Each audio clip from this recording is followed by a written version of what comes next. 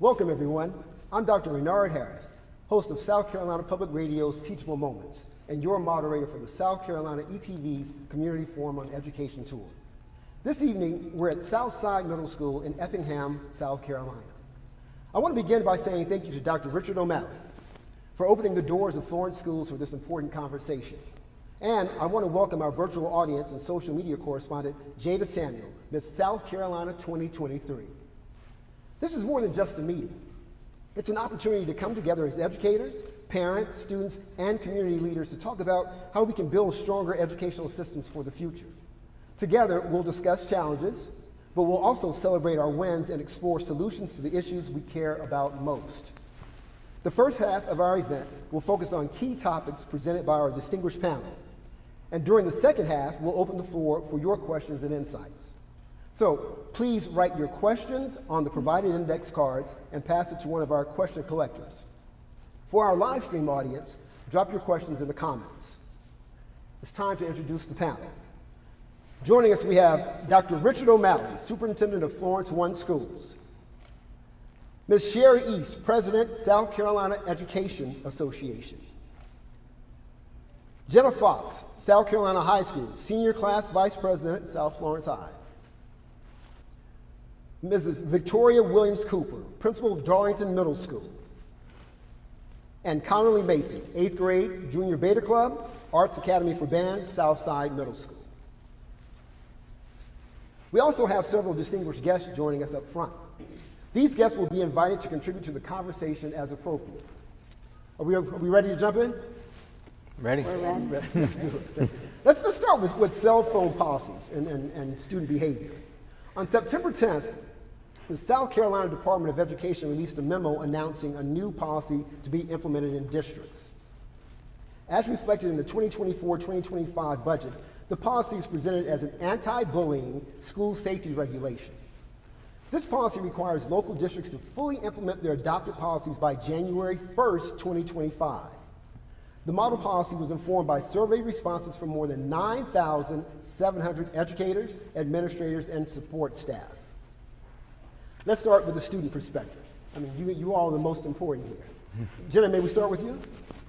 So, a lot of people in this room didn't experience their teenage years with these devices at their disposal. So, can you just start by talking to us about the ways you see cell phones and cyberbullying impacting learning environments, whether at your school or those you've heard about?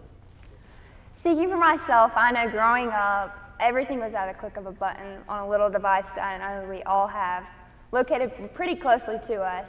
I've seen throughout my high school years specifically that bullying has grown a lot, and mainly it's grown online. And there's nothing worse than seeing something posted online about you or seeing something posted about your friend and wondering about it all day throughout the school day. I believe that we need to force for a change for the phone policies in South Carolina. So Jenna, do you think a policy was needed? I'm 100% a believer that a policy is needed. At my high school, we've been enforcing a no phone policy, and I've seen tremendous changes throughout our school positively.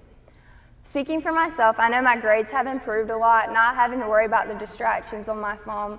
I'm a part of the cheer team at my high school, and we enforced the rule of no phones at practice, and we've had a better cheer season this year than we've ever had before. Our points-wise are scoring higher than years prior when we haven't had the rule set in stone for our cheer team.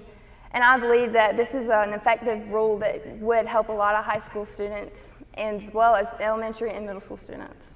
And it sounds like you're saying teams, you said cheer team, as they come together, there's a reason not to have a cell phone. Can you expound on that just a bit? I'm heavy on team, and my main thing when I think about my team is the friendships. And a lot of the times it's hard to bond on phones, and it really serves as a main distraction. Without the phones there, we're able to focus on each other. And now that the phone policy is in effect for my cheer team, we're able to focus on what exactly needs to be done to make sure we succeed, whereas when we had the phones, it got in the way and we didn't really focus on what needed to be focused on. Thank you. And Connerly, may I ask you the same thing? So can you just start by talking to us a bit about cell phones and cyberbullying impacting learning environments? I feel like cyberbullying affects us by discouraging others. And like if you bully somebody online, it makes them feel like they're less than everybody else, and it makes them feel like they can't do things others can. So they feel like if they can't do it, then that's just their mind made up, and they probably can't change that. And so do you feel that we need a policy? I feel like we do need a policy. So bullying's been around for forever. Do you think phones and bullying, there's a relationship there, having access to this? I do, and I think it makes it able so whoever does the bullying isn't punished as often, because you can't see who's doing it all the time, because they have usernames, so you don't know what the actual name is. Thank you, thank you. Dr. O'Malley, implementation of local district cell phone policies is coming, statewide at the top of the year. What do you want parents and administrators to know about these policies and their roles in supporting implementation of it?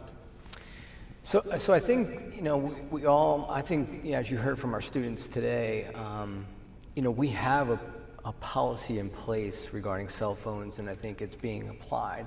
I think it's not being applied consistently, and I think what this policy will do will allow more consistency for teachers to enforce it across the district the same way. Students may have 3 to 5 teachers in a day, and it seems like every teacher had a different sort of policy around how they would enforce it. I think what the policy really is going to do is improve the enforcement of not having phones and not letting individuals make that choice of whether they're going to enforce it in this class and not in this class. But ultimately the goal is to have students focus on the right things, which is the academics and the learning environment.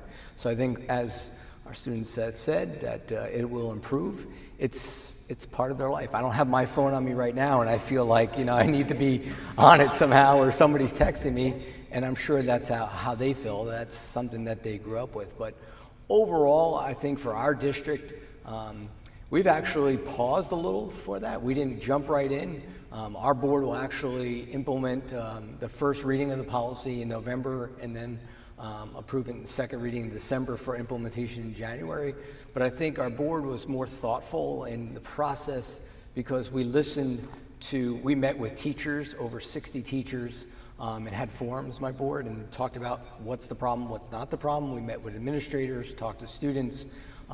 We even had a chance on the first day of school to talk to the Secretary of Education about the policy and what our administrators felt. And so that has really helped us craft the policy not to make something worse than it is, and really get from students, teachers, what would do to help everybody implement this correctly, and make it sustainable, because I think teachers don't want to have to be the phone police, but they want to just teach. And I think that's an important part of this, is sustaining this all along. This is I'll take a pause, that it's a 1-year budget proviso. And so I think allowing us to gather some information and that thoughtful process is going to allow it to be sustainable and for everyone involved. Yeah, that was, you all seem to be doing something healthy by getting everyone involved to execute policy, because I was going to ask you to use the word consistency. So many extenuating circumstances to pull out your phone in so many schools. And how do you balance that not heavy-handed with policy in different schools, consistency and extenuating circumstances? How would you suggest schools balance that? I think it's going to be, the implementation is going to be important. That's why I think we're trying to be methodical about the implementation. So when the board has a policy, and we'll be able to communicate it November, December for that implementation, so people are ready. It's sort of what I would say as they do traffic lights in towns. They let it flash a little, make sure people are aware of it before they turn it on. And I think that's what we're going to do. And so everybody understands what the impact is going to be, and they can prepare for that. And I think that's what we're trying to do here.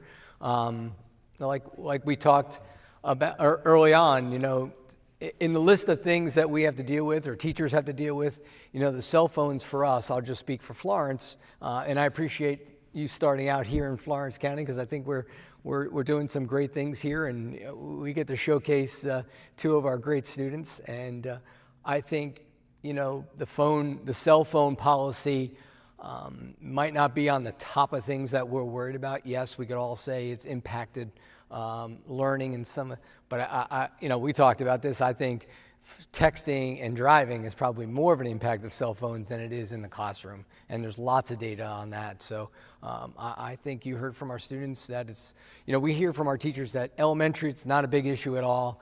Middle school, it's sort of maybe when they're out of school or on sports. And then high school, it's probably more the earbuds and listening to music than it is some of those things. So we want to make sure we're capturing what we're doing and how we can work together to implement this, but all with the same goal is that we want academic performance to succeed. Wise to be very reflective about each move and each step you take. Mrs. Williams-Cooper, please tell us about Up and Away Until the End of the Day and how it's transforming your schools. Yes, we were actually on the cutting edge of introducing the no cell phone expectation. That's what I like to call it. When you say a policy is like that negative connotation, we say expectation. Because we want to make sure that we limit distractions. It doesn't matter how small or how big it is. Our goal is that kids are educated, that we focus on academics, safety, and culture first. So we felt like after looking at the data from our school that cell phones were getting in the way of our students' learning. And so meeting with our students and getting all stakeholders involved, our students, our admin, we just came up with the little jingle, Up and Away to the End of the Day. And it's exactly what it is. We wanted to keep it simple. We're not saying not bring your cell phone to school, but we are saying please put your cell phones up, place them in your backpack, and allow teachers to teach. And so what we're finding is, as we're allowing teachers to teach, students are able to think more critically. They are being more involved in their learning, because that's the goal. We can create a culture for kids, but if we don't involve the kids in their learning, then they're not going to learn. So we want to make sure that we get rid of any distraction, whether small or big. We want to make sure that our kids have the opportunity to be successful. So Up and Away is that we want to keep it simple. Put your book bags, your cell phones away in your book bags, and make sure that our kids can educate and teach. So Up and Away, I think you use the term cutting edge, and now That's we right. have policy right around the corner. That's right. Is there a conflict there that will push you to make Up and Away a little bit more stringent or less? How will they bleed together, the two of those concepts? Well, our kids are like used to it now. So we didn't have to battle or have long conversation about it. Our kids, our parents, we communicated with our parents. We need to be transparent. Our parents, they like the idea of cell phones as well, but it's the way you communicate and allow them to have input in how we're going to go about and implement in our classrooms. But we wanted to keep it simple. And we wanted to make sure that our students understood that Up and Away to the End of the Day means there's not, it doesn't mean that you can't have a cell phone. It just means that we want to limit the distractions. And at the end of the day, you get your cell phones back in order to, speak to your parents, in order to make sure you have what you need for the end of that day. Thank you, Yeah. thank you. Ms. East, one of SCEA's stances is our students' job is to learn. Ours is to make sure they can. How do we balance the need for technology in the classroom with the risk of it being used by bullying and other negative behaviors? I think for far too long, we've been hearing from teachers that phones are a distraction in the classroom, and it's a battle that you can't win it with them. So it's the power struggle. Put your phone up. No, I'm not going to. And at some point, you pick your battles. So it's very hard to teach against Netflix. It's very hard to teach against the drama in teenagers' lives. So at some point, I like the cell phone policy. We've heard positive feedback from our members. We've heard from districts that went full force with it in August, and we're hearing good results from there. They say it's louder, but they like it. At lunch, they're not even allowed to have their phones out, and she's like, it's amazing the students are talking to each other, because before they would just sit on their phone. And so they're seeing a lot more social interaction happen between the teenagers. She even said the hallways move a lot smoother because people aren't looking down at their phone running into each other. They're actually get to class faster. But she said it's a change, it's louder, but they liked it. So I think the key here is going to be the enforcement of. My school had a cell phone policy for a long time, but we just didn't enforce it because it wasn't worth the battle. Like you said, there were too many other important things to worry about at that point than worrying if a kid's sitting on their cell phone in the back of the room. They're not disturbing anything, but they're also not learning anything. So at that point, I think we do need all hands on instructional time, and anything that takes away from instructional time for a teacher, we've got to work on to improve. This seems like something so easy. Why have why have we waited till now to do it? And some teachers actually said that, you know, too little, too late. Like, I could have used this 10 years ago when cell phones were popular. But I think anything we can do to have all eyes on the teacher, instructional time maximized. But I am worried about the enforcement of it, and at what point are we going to expel children over cell phones? Is that coming? Because at some point it will become defiance. Like, if a child just refuses to put up a phone, then what is the discipline for that going to look like? And is the superintendent going to be able to take the hit on that on a school report card? So yes, in theory, this is going to be a great thing. I'm a little more worried about the enforcement. If everybody's buying into it and everybody's okay with it, you know, because that's going to happen when you go statewide with this, is there will be someone who says, you can't make me put up my phone. And then how are we going to deal with that? And do we have the capacity to deal with that? Or we're already stretched pretty thin as far as administrators or assistant principals. Like, will we need an ISS for phone violations? Will we need, you know, what's it going to look like with that? And it seems we've taken, for districts, more of a stick approach than the carrot approach. Like, you will do this or you will lose funding. So, you know, that for me, if I were a superintendent, that puts a little oomph to it. Like, you will have a policy and you will enforce it, or you could risk losing funding. And that's an unfortunate way to handle business, but that seems to be our MO with budget provisos, as we are seeing, you know, from the state. It's top down, very top down. I'm not saying it's not needed as far as the policy, but I'm just, you know, a little cautious on how we proceed. Sure, it seems like an honest consideration, enforcement. Briefly, can you tell us a little bit about this? You mentioned the battle with the outside environment. Are schools keeping up, or should they keep up with what's happening outside the Netflix, the challenge, the battle you speak to, and is policy the go-between to control that space? I think the biggest thing we heard from last year were TikTok challenges. You know, we had TikTok challenges of Slap Your Teacher Day. We had TikTok challenges of Set the Bathroom on Fire Day. You know, that's rough. That's rough for everybody. It's rough for anybody who had to clean up that mess. We had to send out a memo to teachers saying, be cautious if a kid comes towards you and looks like they're going to slap you, they might slap you. And if there's kids around videotaping it, you're probably part of a TikTok challenge right now. That should never happen. I mean, we should never put our school employees in harm's way with crazy social media challenges like that. So no cell phone will definitely curb some of those things that went on. We saw last year a lot of the fake active shooter drills that were signaled somewhere, somebody paid to do that. That was horrifying for our folks that had to go on lockdown and worry that there were real active shooters, and it was a hoax. Yeah. So those are the kind of things that we really need to do any and all things to stop those things from happening, because it's just a huge deterrent. Sounds like action is better than no action. Let's transition to student engagement and disengagement. Student engagement is key to academic success, but disengagement remains a persistent issue. In light of rising absenteeism, increased technology use, and post-pandemic challenges, keeping students motivated is more difficult than ever. Mrs. Williams-Cooper, what creative engagement methods have come up with Up and Away? Well, we have learned to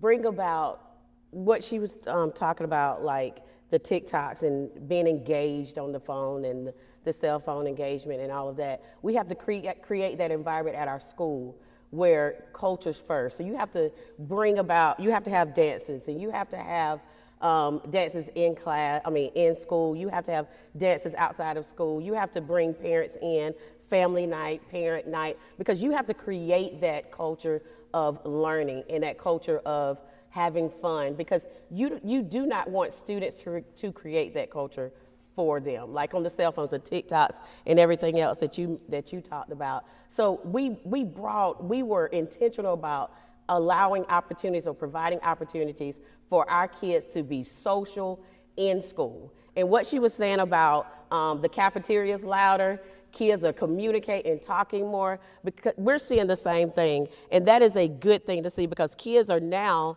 being kids, and that is important. We want to see kids be excited about learning and be excited about coming to school. And what we found is that now they're talking more. Yes, we're going to have other behavior issues and other engagement issues that we have to deal with, but at least they're being kids. And I think that's the piece that we want to bring back to our schools, is that they are involved in their learning, engaged in their learning, and we know if kids are engaged, they're more apt to learn.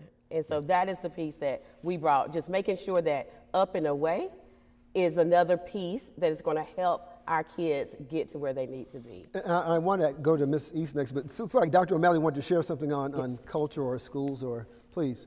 I think one of the things we have to be honest about, and I'll start with me, is that we were the ones who brought technology into the schools. We were the ones who said, how do we engage kids more? And we wanted to bring a laptop to every student and let them use their phones. So I'll sit here and admit that we started this, and now with everything, we were trying to engage students more in their work, and there's so much information out there. How do we obtain it? So we pushed our teachers for more technology and brought this into our schools. So, before we start looking at that's an interesting, quite ironic that, we were starting this, and I think this is sort of the natural path. I think probably 3 years from now, we'll be sitting on a panel talking about how we brought AI into schools and how that has disrupted things, which I think is going to be far worse than a cell phone. So I just find it's ironic, myself included, lots of technology in our school, but now we're sort of trying to balance that. We moved away from people talking and students talking and the teacher being that sole person of information. We brought in that technology to invite the world into the classroom to help teachers and help students, and now we're having a conversation. We went too far in the pendulum one way. How do we bring it back? And I think this is what we're trying to talk about. I do want to ask Ms. East a question, but I personally just want to applaud you for being honest about how did we get here. Who introduced this? That's a pretty honest and bold. It's always my fault, so I figured I'd go out there and say it. That's fantastic. Ms. East, how can we better identify and address the root causes of student disengagement, especially in the middle and high school years? I think one of the big issues is that we have really got the mindset that you have to go to college to be successful. So we're putting these students on a track of the success is to get you in college. That's our goal. And we've really missed a huge portion of our students that don't want to go to college. They want to get a good job. And so we have really ignored what we call the CATE centers or career centers. There's lots of jobs out there right now, especially in South Carolina in manufacturing, where we have not pushed students into things like welding or electricity or brick masonry, cosmetology, nursing. Nursing would need a degree, but those are the kind of things that I think we have really not explored enough with our middle and high school students, that the CATE centers could use a bump up. With all the manufacturing that we're seeing entering here, I feel like we need to get the manufacturing jobs to fund some of our CATE centers to give students those opportunities that they know. Some students may want to be a policeman, a fireman. Those are the kind of things that we're like, oh, but you need to go to college to do this. So I think we need to figure out what our students have an interest in and be able and be okay with saying, hey, let's look at this career in welding for you, or let's look at auto mechanics or things like that. Because I think a lot of times when you get to the root of it, or they don't feel successful because we're putting them in places they don't want to be. And so we need to talk to the students and say, what are your career goals? And it's okay to not want to go to college. It's okay to get a job. It's not okay to not be a productive citizen and not try to find a job and be successful, but the college degree is not always a recipe for success. So I think we need to really look at that. And the other thing is around school scheduling. We've done this 8 to 4 thing for years. I taught in a school where we taught from 10 to 8, and we had students that could come at night. It was high school, night school. And it wasn't for bad kids, it was just an alternative thing. And we had students we had one little fellow, I remember, he was a roofer during the day. He would go roof houses with his father, and he would come to school at night so he could graduate. And that was a perfect fit for him. We had another student, they had a family incident where the dad was a caregiver, mom had a stroke. The little girl stayed home during the day, but she would come at night. So we've got to start thinking of things outside the box that would get around the schedules, like this traditional schedule of an 8 to 4 day may be something we need to look at. I want to transition to the next question, but I do want to, if you can give a brief response. It seems like there's an implication of, because there aren't as many options, we've almost intentionally marginalized a percentage of our students in the system. Would you, I mean, I shouldn't put words in your mouth, but is that the implication? Well, I think are good, they're not the college prep students, they're not the lows, it's just the good old worker bee students. Like, a lot of times we overlook that in the high school setting because we're really pushing toward the valedictorian and the salutatorians and the college prep and the dual credits and all that. If you're a student, or if you're not interested in those kind of things, you need another avenue. The other thing we overlook a lot, I think, are the arts. The band, the art classes, the theater. We don't fund those. We have maybe one drama teacher in a school. We have one or two art teachers, and we have a lot of students that would love to participate in more of the arts. And there is a correlation between participating in the arts and your math and reading scores. But we have really starved those programs in our schools, and especially with the teacher shortage that we have, a lot of those classes are the ones being cut, because you may have the English teacher that was double dipping as the drama teacher, but you can't afford to let her teach drama now because she's got to teach English. So I think expanding the arts and expanding career centers would go a long way in engaging our students. I want to talk about parent and teacher frustration, and I want to go to Dr. O'Malley and maybe even the students first. This might be interesting. Let's go, Jenna, may I ask you a question here? So between parent and teacher, engagement is the student. You're between the two. You all are between the two. What is your perspective on the challenges the adults face in communicating to meet the needs of students? And what can students do to make communication between parents and teachers more productive? What's your responsibility between these roles we're playing? Well, I feel like sometimes we're so used to getting such a fast response because we're used to the media giving us an answer right away. So I can see where frustration rises between parents and sometimes students and teachers. If you're doing an assignment at 9 o'clock at night, your teacher's not going to email you back at 9:01 giving you the answer. So I think we've really gotten used to, as a society, wanting a direct answer from a reliable source who we know as like our teacher, or important people in our lives that we trust to teach ourselves. I think that as a student we need to really create an emphasis to our parents that our teachers have lives outside of school too. They're not just an 8 to 3 job. And teachers do a lot for us, and I think it's really up to the student to show their parents just what they do inside of the classroom, but also bring to attention what they do outside of the classroom. Sometimes it doesn't even relate to the classroom, and we need to respect that. I respect that. That's fantastic. Please, what do you think, Connerly? I think the same as her. Like, people think that teachers, all they do is teach. They go home, work on their lesson plans, come back and teach it to you. But they have like other things to do. And you can't always be bothering them with everything that you want to know, because they have things that they want to do too. So we can't be selfish, and we have to let them do what they want to do as well. So I guess I'll start with Connerly and swing back. Do you sometimes want to ask the teacher something, but it says, look, it's 7 o'clock at night, I can't ask, I need to respect time. But do you all think about that when you think about teachers, respecting of time? I respect their time. I usually keep it from like 2 hours after school, and then I don't email them. Like, I don't email them earlier, like before school at all, because I know they're probably trying to get the work on time or trying to get settled into their classroom before other kids come in. Yeah. Please. Yes, I 100% understand that once they get out of school, they most likely are willing to step away from what they may have encountered at school. I'm involved in many things at school, and sometimes when I go home, I don't want to have to think about all the things that I have to handle about school. But luckily at our school, our teachers set up during their planning times. You can go to them, ask any questions, and it's a good way to get on top of things without overstepping their boundaries after school hours. Yeah, thank you. Dr. O'Malley, I heard once someone told me, a parent said, look, I drop them off at school, then I go do my job. So you do your job. So it's an interesting field with education, right? That we ask parents and students to village kind of thinking. Are there any successful examples where teachers and parents have worked together to resolve issues? And what can we learn from those moments?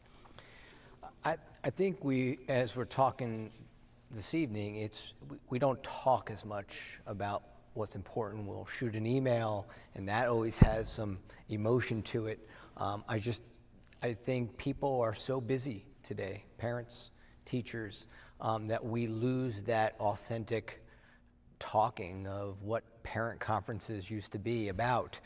That used to be the hub where they had that interaction.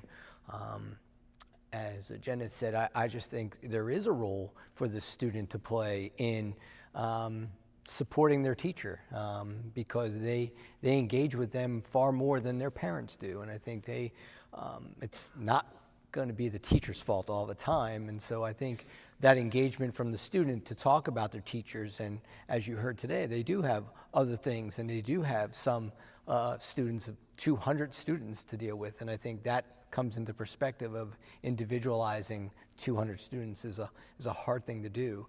But I think we've lost, with all of our communication tools that we have today, we want instant feedback, we want it now, and we want it our way.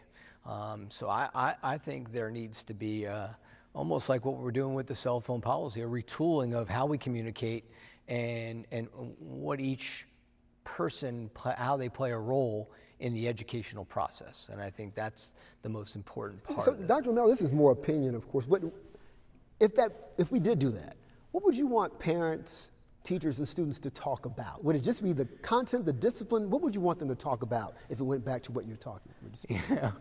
I was raised, from my opinion, to go to school, be quiet, teacher's right, and do your homework, and then, do all those things that your teacher expected. That has shifted so far, into the other side, and not always, but just overall. I think we need to get back to that balance of, hey, the school is on your side. The school, we saw a little bit of that on COVID when parents had to become teachers sometimes when staying at home, and we were all like, hey, we don't want to be a teacher.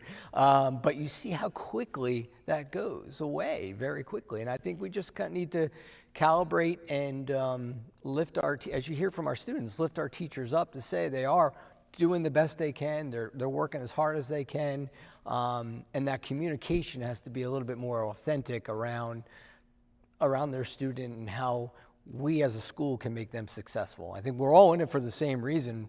We're just coming at it from different angles and want instant gratification to an answer because we're all so busy and we're all bombarded by tons of information.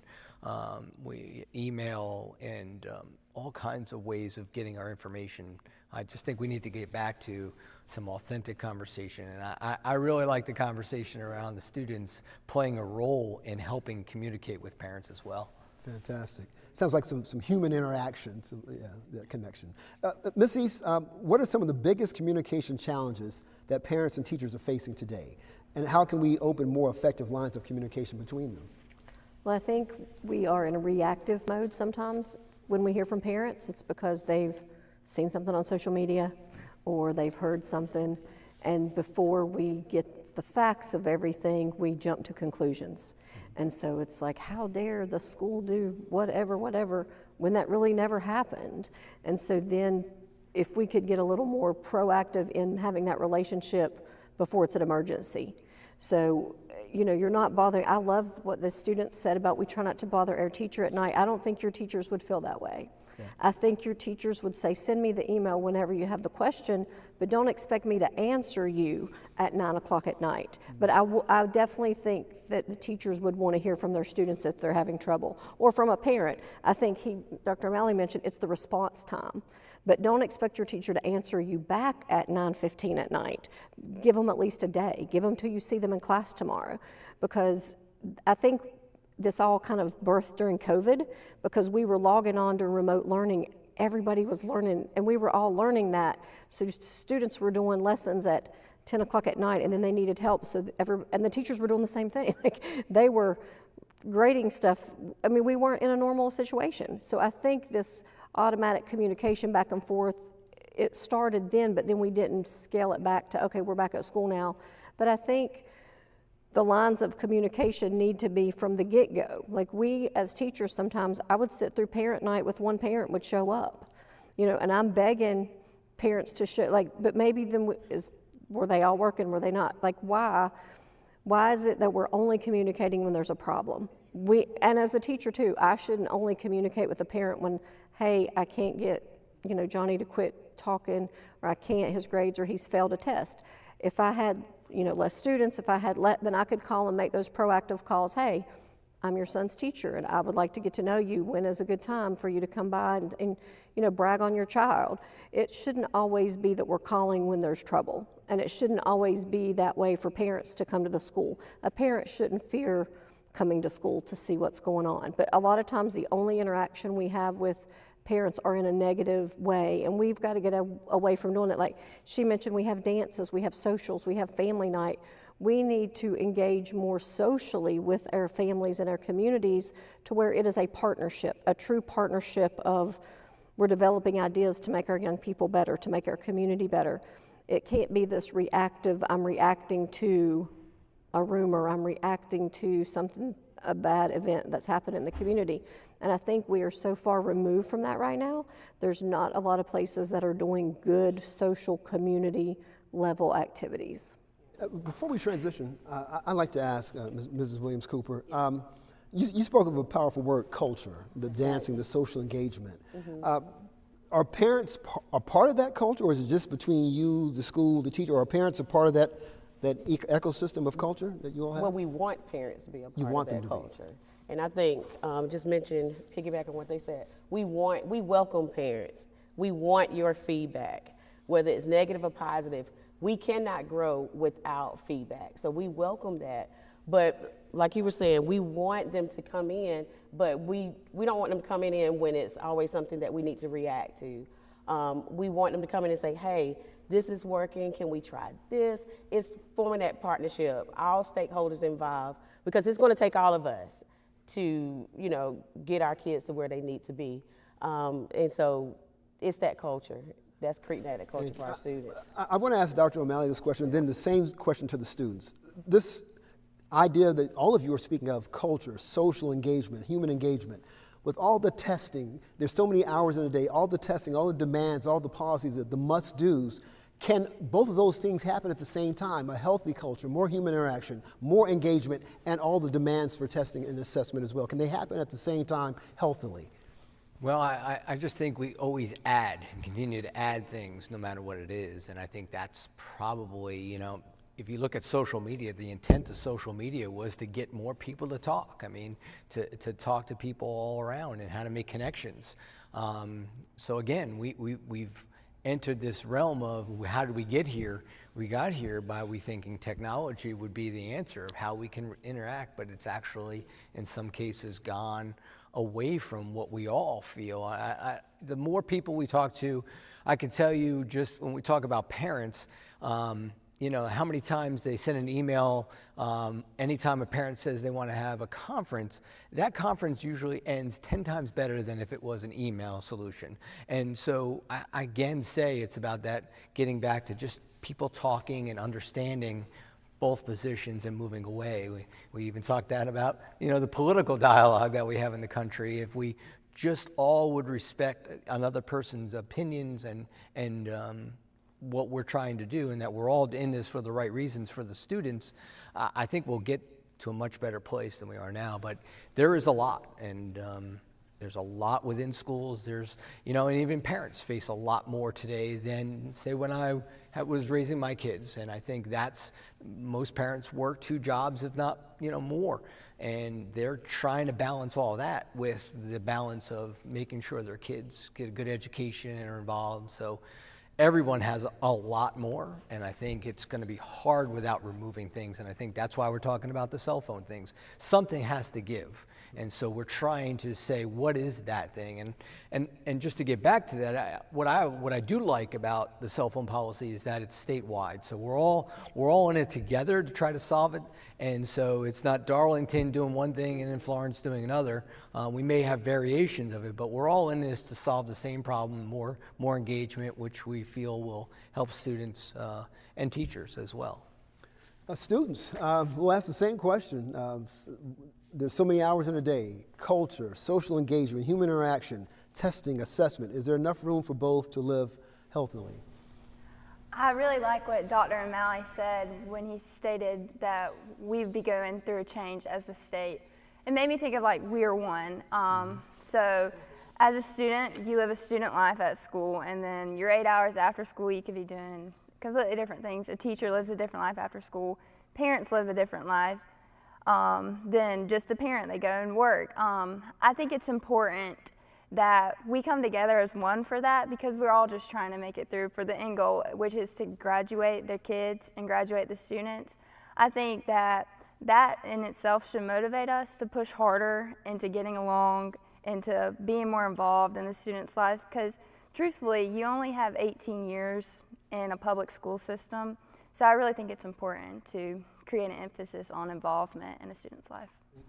Connerly, a lot of space, not much space, hours in a day. You've got things to do. You got social environment engagement. You got testing and assessment. Is there room for both healthily? I feel like there is room for both, and I feel like teachers, students, parents, they should all have like a bond. Like schools too. Like friendly rivalry is okay, but like no one should really hate each other or like be against each other. We should all come together as one. I want to transition to chronic absenteeism and early literacy, which is incredibly important. So as we know, chronic absenteeism is a major concern in South Carolina and across the nation. Research tells us that students who are chronically absent, starting in early grades, are significantly less likely to read at grade level by 3rd grade. And students who don't reach this milestone are 4 times more likely to drop out of high school. In South Carolina, chronic absenteeism rates have nearly doubled since 2017. Dr. O'Malley, how can we better communicate the long-term impact of early absenteeism to students and parents, and what role can the broader community play in ensuring that students are in class and learning? So there's no doubt that being in a classroom, you're going to be learning more and have better outcomes. And so we feel that the more, we only have 180 days in a school year to make that work. So, you know, we take that out. Every day that a student is out is important, as well as every day a teacher is out. That instruction's not happening. It's amazing to me as you look in the elementary schools on chronic absenteeism, it starts with the parents. I mean, the parents are the ones who are bringing the students, who are ensuring that the student comes to school. So it's about, again, reiterating the fact that school is the most important thing. It's where you have to go. It's the priority that you have to be there. And that goes throughout the system. So we, as you said earlier, as a village, need to say that we need to ensure that our kids are coming to school. And that starts with the parents to make sure that school's the priority. I would say, you know, ever since COVID, that chronic absenteeism has increased because we got into an opinion of, you know, school was online, did I really have to go? And that has just evolved into, do I have to go today? And today turns into 2 days, turns into 10 days. But I think it really starts at home.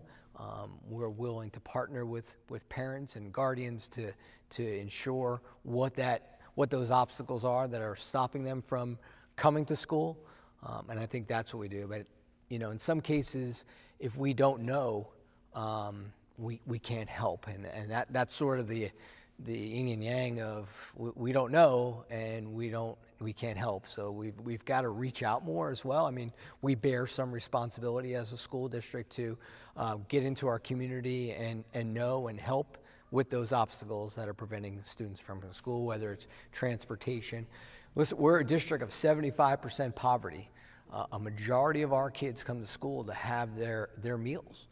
So that's a real big, important part of why we need them in school, for that nutrition and all those things that go along with that. So we bear some of that responsibility as well, but it really starts at home and makes school the #1 priority of what you have to do and accomplish in that day.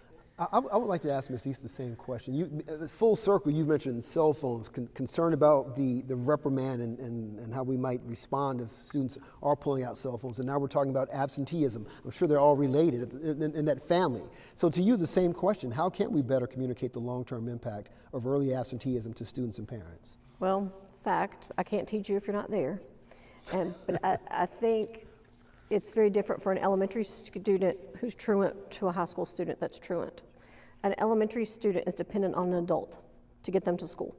So I think there needs to be a little tough love out there with the fact that we need to figure out why you're not taking your child to school. Are you homeless? Are you, what's going on? Are you working 2 jobs and the babysitter didn't, what's going on? But at that point, at some point, someone has to be accountable to get the babies to school. And so, but middle school and high school, I feel differently. A high school student can get themselves up and get to school. There is a big yellow bus that comes to a bus stop near them at some point. I had parents that would say, what do you mean my child's not there? I get up, I go to work. I had no idea my child was not going to school. So at some point, they turn into, you are an old enough student to get yourself to school for a high school student. So I feel very differently about the elementary and the high school, but I do think there needs to be some accountability on the part of an adult in a young child's life to get them to school. The other thing, this isn't popular to say, is that we've become what I call the do-over society with students because we're so worried about a report card grade. Yeah. We have created makeup school. Oh, you can't come to school, you've missed 10 days, we're gonna have Saturday school for you. Because we don't want you to fail, because we want our graduation rates to look good, so we're gonna have this report card that passes because, last week school report cards came out and, oh my gosh, you have X amount of failing schools, what's going on with you? Again, back to the test scores and we're so focused on that. So I think we've created workarounds but by doing that, we have created this society of students and parents that, oh, well, if they don't go to school, they'll let them go to makeup school. Oh, it doesn't matter if they're tardy because they'll let them do tardy makeup school, or So we've created these ways to get around to make sure students graduate. And so sometimes I think we've sacrificed the integrity of the diploma and of that. So I think if we really want to tackle truancy, we're going to have a little tough love on, I'm sorry you missed 27 days of school, your child can't go on to 3rd grade, or your child, whatever the cutoff is that we say, your child missed too much in 1st grade and 2nd grade. I talked to a 2nd grade teacher one time, a little girl had missed, I think, 92 days of school, a 2nd grader. And he said, this is a reflection of me. The school just went ahead and passed her on to 3rd grade. It looks like I didn't teach the child. I couldn't teach the child. She wasn't here. But we don't want to hold them back because there's all the statistics around that too. Well, we're just passing them on. Or in high school, we have failure due to attendance. We don't like that because again, it's a reflection of what's going on. So we've, do what you need to do to make it work. So I think we're going to need to take a hard look at that and be able to say, it's okay to fail. It's okay that my school report card is going to look like it is because if you don't come to school, you're not going to get the credit. We've created credit recovery, content recovery, FA school, Saturday school. I mean, really, there's so many ways for a child to get a credit except just doing the work. Like, as a teacher, I have to have 3 tests ready to give a child, because if they fail a test, they get to do it over. Colleges aren't doing that. And then we hear from the workforce that, oh, you're creating work skill deficient children. No, we didn't do that. The society did that. The school report card era did that. So we really need to, I would say it's going to take a little tough love, and everybody's going to have to be okay with that. Yeah. I want to ask the students a question, but I want to come back to all the educators as well, because I think we've reached a fantastic intersection. But to Jenna first, we know that the South Carolina Education Oversight Committee is conducting a study this fall on student perceptions of absenteeism. What are your thoughts about perceptions of school attendance and the effects of absenteeism? Personally for myself, I'm the type of student where if I'm home, I'm worrying more about what I'm missing at school versus what's going on at home. Recently, we went over to a modified school schedule. We get a break quarterly, and that's really helped me as a student use my absentee days, which we only get 10, by the way, unexcused. Like if I have the stomach bug or something, I've been able to use those breaks as more of a mental break and to get away from school, just spend time on myself. And it's been an important part to my school grades, and it's impacted my grades. And we offer a lot of after school activities that help you get your credit hours. And I think it's important to have that because it's not fair for the students who have the medically notes who may have a certain illness who cannot come to school. I think it's important to have that set there for students who cannot help that they have to miss school. Yeah, thank you. Currently, thoughts? I feel like once you get to high school, it's the student's responsibility to be there. And I feel like school not only educates us, but it prepares us for society. And if we're being prepared, then we shouldn't be able to make up stuff because we're not able to do that in real life. Like if you miss so many days of work, nobody's there to help you make it up, help you through it. You gotta figure it out on your own. So that was a fantastic close, and thank you, because this is why, because I think we're at a beautiful intersection. So for the past 50 minutes, human connection, interaction, more social engagement, and tough love, and more demand from each other. That seems to be a nice intersection that we are almost having to highly encourage to move. Can each of you speak of that, you and then Ms. East, and then Dr. O'Malley close for us? Do we tell parents what to do? Do we engage? Is it a conversation? How does this happen, all these needs? Please. I just think we have to have just tough conversations and be okay with saying, hey, we need your child at school. We cannot educate them if they're at home, right? And we also need tougher laws, because we're enforcing it at school, but kids understand that if they miss 3 consecutive days or 5 sporadic days, they'll come on that second day to keep from getting attendance intervention plan. So they understand the policies because parents have articulated that with them. So we need tougher laws to say, hey, this is what we're doing at the school. How can we be better supported at the state level with tougher laws to ensure that students are coming to school? And I think it's a partnership between all of us, and we have to be able to have those conversations. It is not just student attendance, but teacher attendance. All of those things are important when we look at data and how to move our students and student success and how we're going to educate them to be college or career ready. So it's going to take a village. It's going to take all of us to ensure it.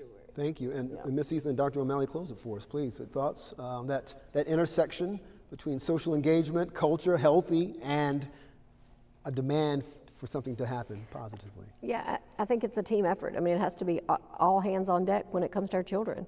All hands on deck, meaning the legislature, meaning the parents, meaning the students, and the educators that are in this role, the teachers, but not just the teachers. You know, you've got other education support professionals, you've got secretaries, you've got bus drivers.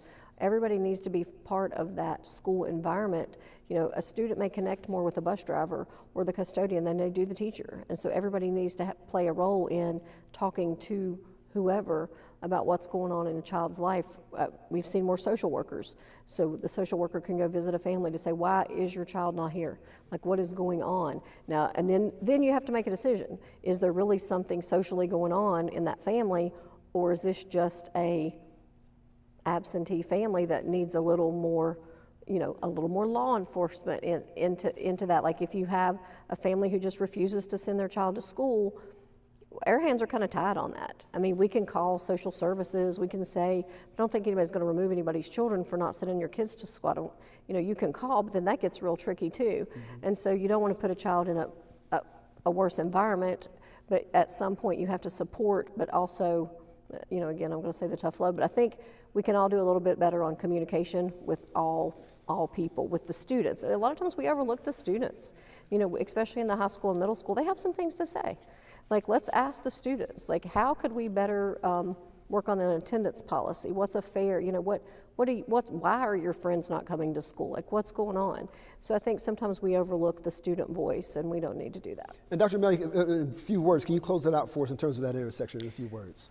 Yeah, I just think, you know, as schools, as leaders, we just have to adapt to the time we're in. I think Jenna talked about, you know, we go to a modified calendar, which kind of gives breaks during the year. I mean, that's been great for our teacher retention, as you heard, you know, it's how students use it. So I think we have to, Sherry talked a little bit about that 9 to 4 school.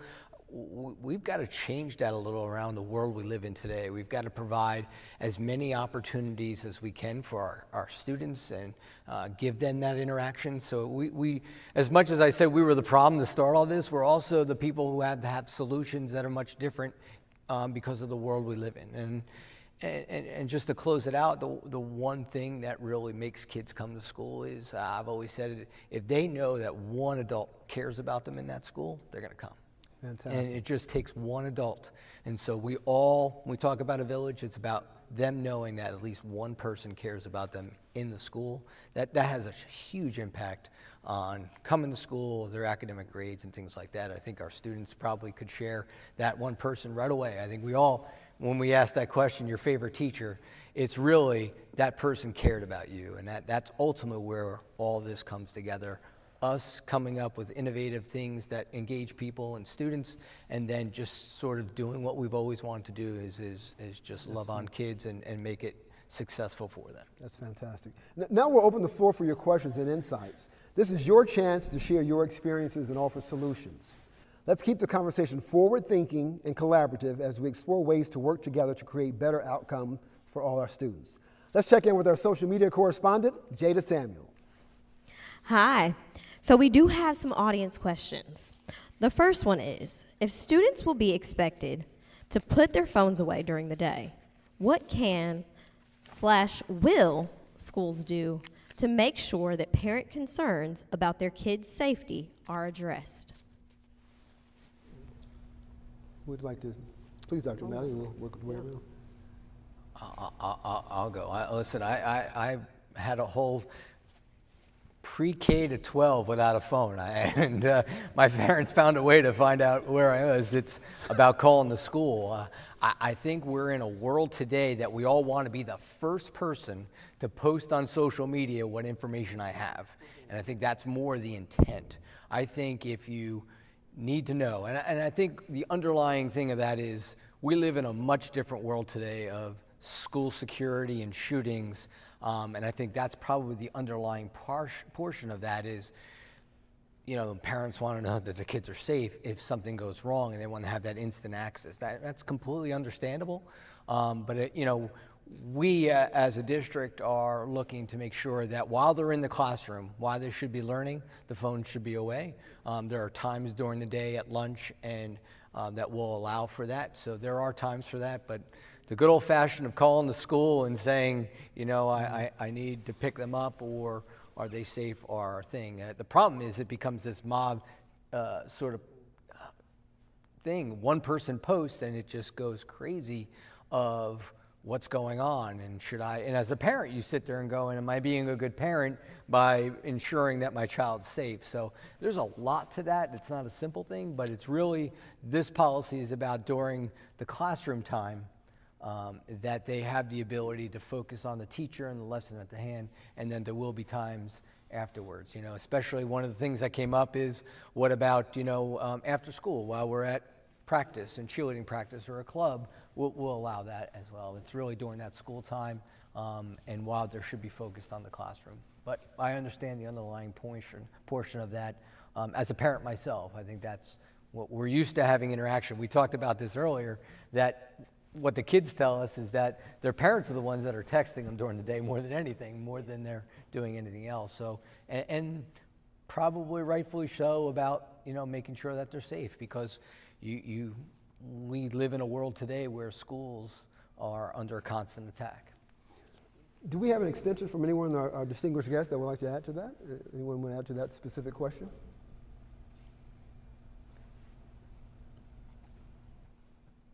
Does anyone have a follow-up question? I have follow-up questions, but I don't know if it relates to just that. If you don't mind. Everything that you all have said has been very interesting to me, and the culture and the climate of a school is so very important. Dr. O'Malley hit on something, though, that was very unique and close to my heart. I think that your culture and the climate of your school, even your absences, and that cell phone, whether that kid will listen to you and put it away, it stems from relationships. If you build relationships with students, then you can go about doing many things. Because I think the lady here mentioned something about you should always not just call when there's a problem, but you should have a call in before there's a problem to let a parent know about how your child is. And I'm your child's teacher, and I've been a principal and administrator, and one of the things that I required of my teachers is that you call every parent, introduce yourself, and say something nice about their children. If you call them and the first time you ever talk to them and all you can say is something negative, that sends a bad message. So that particular piece was something that was interesting to me, because, and I heard something about engagement. How do you engage students? And again, I think that the root to, or the key to all of that, again, is relationships. Because as you have talked to kids, and yeah, it is a lot for teachers, but just speaking to kids, smiling, asking them, you weren't here yesterday, missed you. Just building a relationship and having that one person in that school that kid think that they have someone that cares, that's going to make a difference between me coming to school or not. I think we have to be careful, too. One second. Let's check in with the students. Let's see. Good phone calls from teachers? I mean, let's do a little quick poll. Any good phone calls from teachers from kindergarten on, where the teacher said, "I just called to say your kid's doing fantastic." You get those phone calls? Yeah. Okay. So it's happening. And how about your friends? Are your friends say, "Hey, Miss Smith called my mom and said," how do you feel about those phone calls? It makes me feel good as a student. A lot of teachers also resort to using email to inform my mom about things that are happening, my grades in the class, how I'm excelling in the classroom. And it really motivates me as a student to notice that not only my teacher is rooting for me, but now my parents know that I'm doing good and they're rooting for me too. Yeah, even some teachers I thought that didn't even know my name, they call my parents and say how good I'm doing and how amazing I am in class. And I didn't know that they knew me at all. So. That's fantastic. Please. That's my grandbaby. Oh, yes. But we also need, as teachers, parents, call into the school and say, That's hey, exactly right. these are some good things that I'm seeing my kids are talking about at school, because teachers also need that as well. I agree. Yeah. And I will say that when I come on campus and I see the principal, I say, you're doing a great job. Yes. Yeah, thank you right. for what you do. I want her to know that. It's a hard job being a teacher and being an administrator That's within a right. school, and it takes all of us. That's right. But I think those relationships and building them are going to make a difference. I think we have to be careful when we look at absences too, because when we have kids that are absent, especially as they get to secondary level, there has been a learned helplessness or failure so many times before. You don't know why it is that this place is not a pleasant place for me. So let's be careful when we start looking. And if we build those relationships and something is going on, like Dr. O'Malley said, if there's one person in that school that kid can relate to, it's a possibility they'll want to come for that one or want to come to school. So let's not hammer down the secondary students when they don't come. Yes, ma'am. Let's ask the reason why. And then I've heard teachers tell me, well, they just don't want to come. Well, why don't they want to come? That would be my next question. And just keep going to the why until you get to the root of what is going on. You've got great teachers in this district. You've got a great superintendent in this district. And we've got absolutely fantastic students in this district. Well, and all it takes is for us to listen a little bit, build some relationships, and we can change the world. We want to thank you for sharing that. Thank you. Jada, do you have a follow question? We do. Another question is, given Miss East's mention of schools with hours from 10 a.m. to 8 p.m., what's the likelihood that more of these schools will become available for South Carolina students? How did that school come to be? I think Miss E spoke to that. Well, I actually taught there, so I have a lot of experience with it. It was an amazing setting. It was in Rock Hill, and we had people from across the nation would come and look at that program. We really impacted the graduation rate. The key there was we had very small class sizes, so when it came time to making those personal phone calls, I could call my student's parent. It wasn't a problem. I didn't have to schedule that. And unfortunately, that school had to close because of the teacher shortage. They no longer could afford that program because they needed those teachers in the other schools. So that is the sad thing that happened to, it was called Phoenix Academy, and it was beautiful. It was a beautiful thing. You would find parents and students today that would tell you we saved their lives because we had those disinterested students that didn't want to be anywhere else. And they weren't discipline problems, but they just did not want to be in school, except when they came to us, they found a very nurturing, caring environment. So unfortunately, I mean, it could happen. I think it should happen. I think the blueprint's there if a district has the bandwidth to do it, but unfortunately where we are right now, it would be a staffing issue, honestly. I mean, we've seen regular classes in a school that are getting cut right now, or they have to not offer them because of, you need a teacher to teach English, not the drama I mentioned. So you had a faculty of probably 10 of us that served 200-300 kids, and it just wasn't feasible to keep that open when those teachers needed, I teach science, I needed to be at the high school because I could teach 90 children versus 10. So unfortunately, it did not stay open. However, I think there is merit in districts, hint, hint, looking at some programs like that, or you could do some flex scheduling, I think, within a school. I think a school could do an evening program if there was the need, if the students, I think you could easily run a night school, high school. I don't think it would be that hard to do, especially you have so many different schedules out there for people. I would encourage districts to look at that. Well, thank you all so much for your participation and your answers. That is all from our audience and our social media following. Thank you. Thank you very much. So as you all are speaking, I get the sense, again, a beautiful intersection of progressive ideas, alternative type schooling, more options for students, but tighten the belt on how we engage with it. Again, another beautiful intersection that if we can tighten the discipline up about how we do it, we can be more creative about what we're doing. Can each of you take time to speak about that? Because it seems to be a bit of an intersection to make something happen. That you want to tighten, discipline, everyone play ball, but you want it a little bit more optional, free to have more engaged. Can you speak to that briefly? And we'll go down the line, please. Can you come back to me? Please, yeah, please. Okay. Would you like to speak to that? Oh, you gonna go first? I feel like it's coming this way. I just feel like it. Could you speak? Can you speak to that? I think that's, if Jenna could maybe give her, I think we're already there. I do. I just think we just have, if you look at her schedule with dual enrollment and the options and the things that she's probably involved in as a high schooler and the flexibility, I think we're somewhat already there. That's what I kind of talked about. We've got to provide opportunities and rethink how schools are. It's not just more of a traditional, you go from here to there, you have this many classes. I think that's what we're trying to do. We're trying to provide more opportunities. We talked about, what we call our Advantage Academy and career academies, the number of options.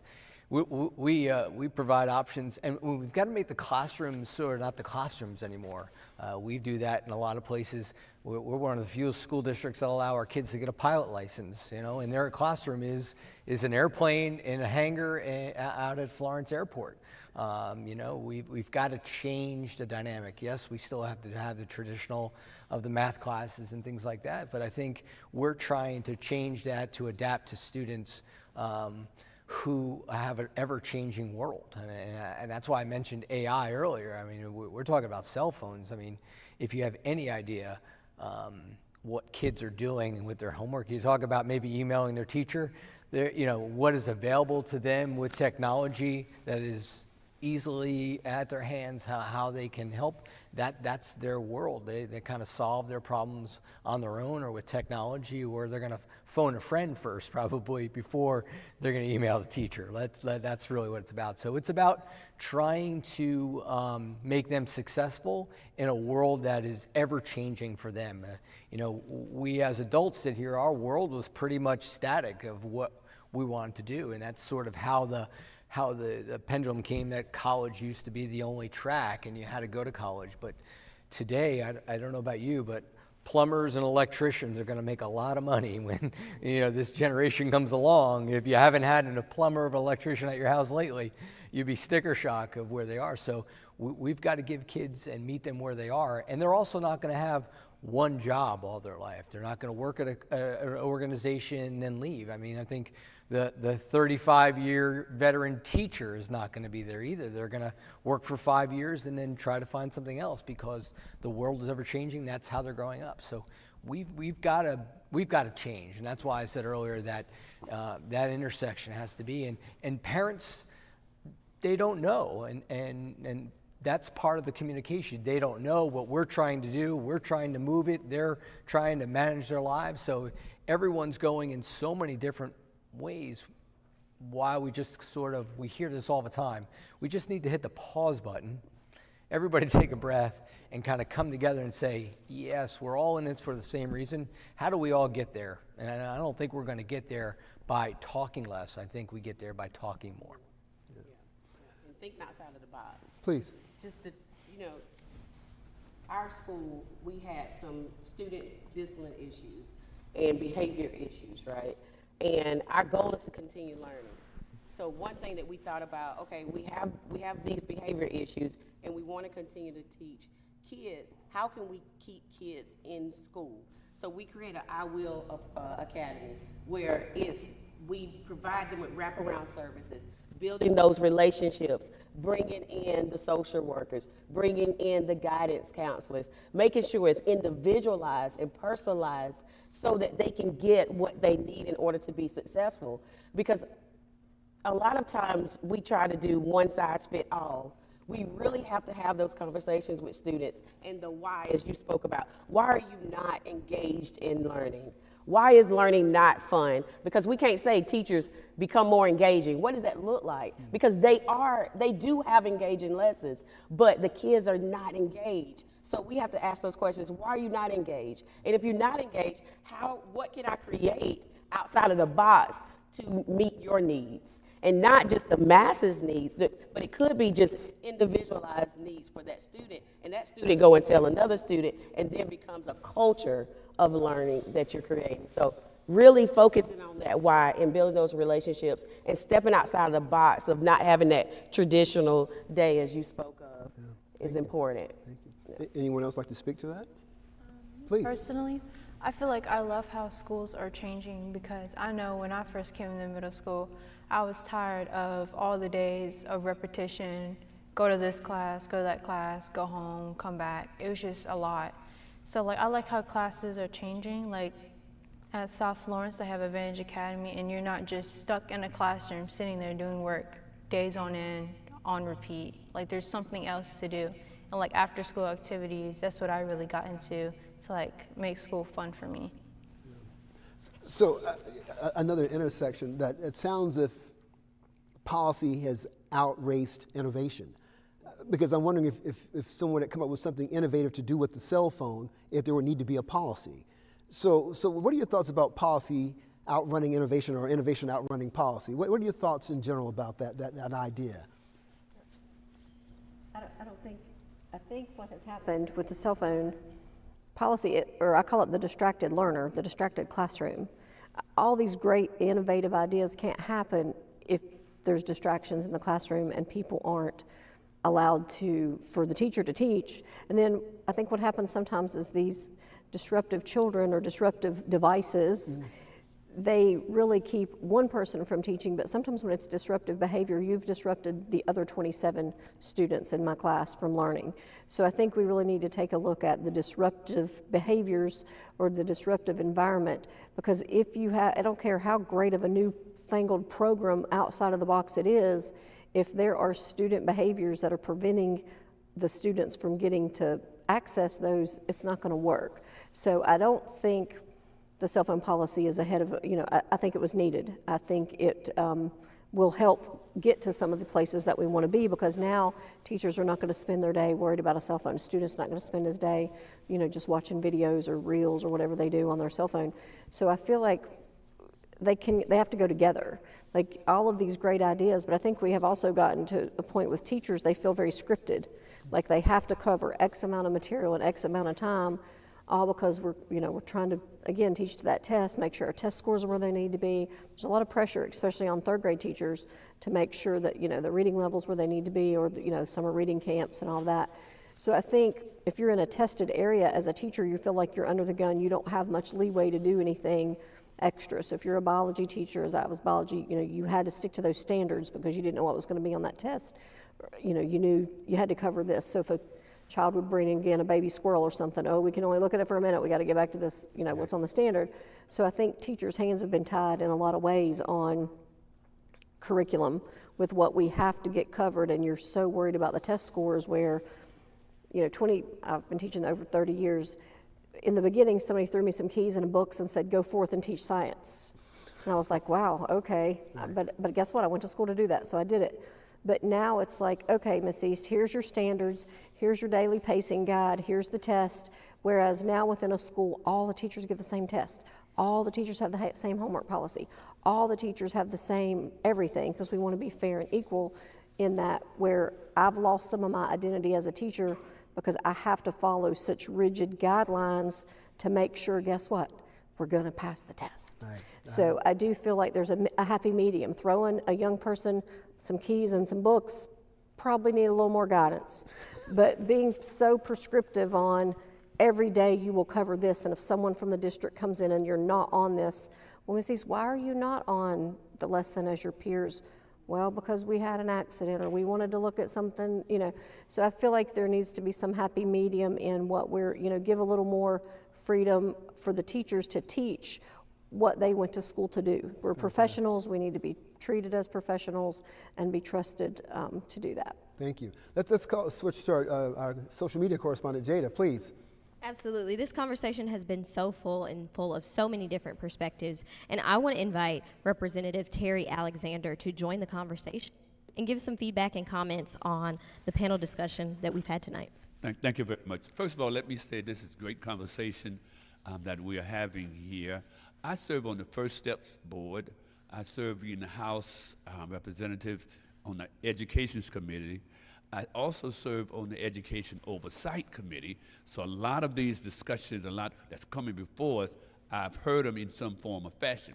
However, let me piggyback on something that Dr. O'Malley has mentioned in terms of how we move forward in the teaching and the learning. We also know that teaching is different than we did before, as well as learning is different. And the problem comes in terms of relationships. How do you put those two together? Our students are not the same, economically, socially, even within the environment in which they are learning. So somehow, somewhere, us in the General Assembly have to somehow come up with something to make sure that everyone has the same opportunity, and making sure that everyone realizes, both the teacher and the students and the administrators, that nobody is the same. And what we are finding out, that education is not just standing in front of the classroom and the teacher teach. That's not it anymore. Our learning system is a multiple legged process.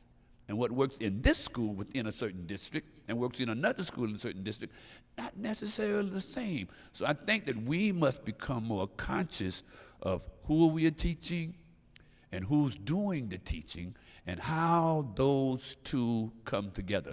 The most important thing about our educational system is our students.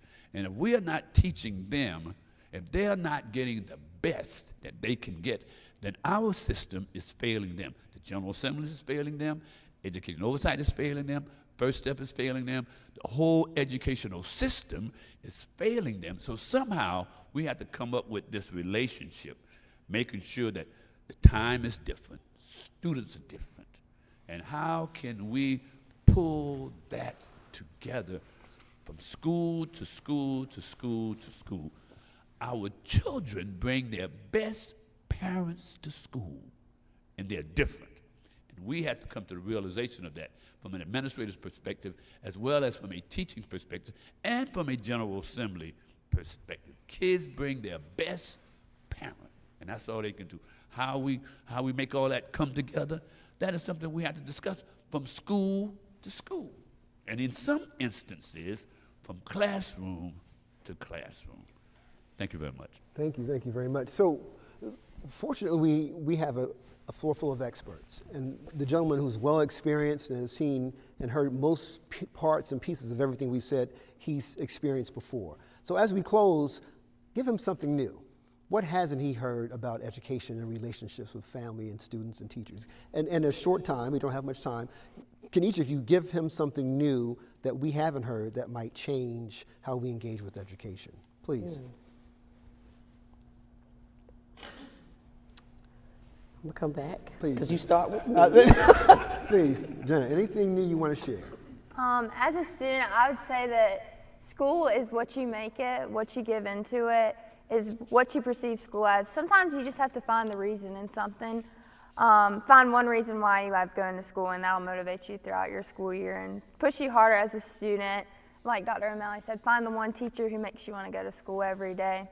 I personally don't feel like I've failed as a learner. I feel like I've excelled throughout this time of finding those personal relationships with teachers and finding my why. Why do I love school? Why am I going to school? What is pushing me forward as a student? Thank you. Ms. East, something new as we close, briefly. Well, I'm going to throw this out there at you, Representative Alexander, is what if we had some volunteering from everybody into the school system? Like what if everybody, and the students also had volunteer, that was one of the things that made our school successful, is our students had to do what they called service hours. And that was part of their schooling, or they would have to go back to the regular high school. So they would have to find a place where they could give back. And so what if we required that of our students, where they found a place to volunteer? And then what if we required that of our parents? Like, could the parents come and volunteer at the school or give back, or, you know, in some way? I mean, of course, it would have to work with their jobs, but, you know, some kind of service model of getting people into our schools so they see what's going on and see all the great things that we have happening. Thank you. Conley, something new, briefly. I feel like with the parent-teacher communication, I feel like what our school has done to help that is each teacher sends out newsletters every week to let parents know everything that's going on. Like back to that question, how do we know what's going on in the schools? Teachers could tell you like what they're learning that week, what their expectations are, what they should know by the end of the week, when their tests are, like everything they should know. So that's how they could communicate with each other. Fantastic. Dr. O'Malley, in brief, something new as we close. So I think for me, I've only been in South Carolina 7 years, but I think the one thing that I find unique is that there needs to be more of a community support for their public schools. I just feel like the schools, I've always felt, and I've said it since I've been here, that the public schools in any community is the hub. If you have good public schools, everything around that gets better. Businesses, jobs, and things like that. And we're seeing that in Florence. And whether people want to believe that or not, I think the schools have been the catalyst for a better lifestyle, a better community, and it makes everyone else better. And I just feel like there needs to be more accountability on a community to support their public schools. I mean, even people who send their kids to private schools still need to feel like the public school makes their property values better, makes their homes worth more, makes their community better. And I think we all, and it is around that village, but I just think there needs to be, and it all stems, I talked about having one person that cares with you in the building. I think, you know, having a community or a business support a school sends a good message. And then that goes back to up to Columbia and the legislature, knowing, you know, we're very fortunate here. Representative Alexander's a big advocate for public schools, and I think all of our legislators here in Florence are, and they really support us. And I think that all flows back and forth. So I think more community engagement with their public schools is going to make everything better in a community. So I would leave that as, that's another voice that should be heard. Thank you very much. Thank you for being a part of this conversation today. The success of our school and students depend on our collective effort. We encourage you to stay engaged and continue to advocate for the changes and support that will shape a brighter future for South Carolina's educational system. Let's keep this momentum going beyond tonight. I want to thank each of you for coming, and to our panelists, thank you very much. Good night.